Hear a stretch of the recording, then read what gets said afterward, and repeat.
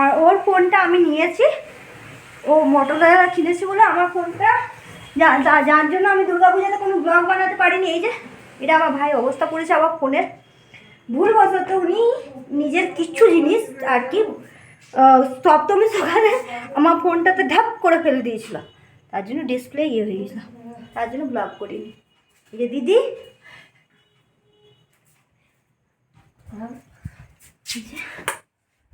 এটা আমার রুম।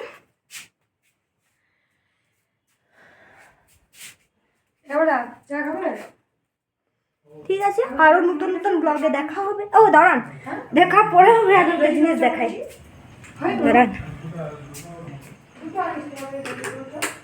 এই যে ফুল লাগানো, এই চারটা ফুল লাগিয়েছে, এটা তুলসী, ধনা পাতা, গেন্দা।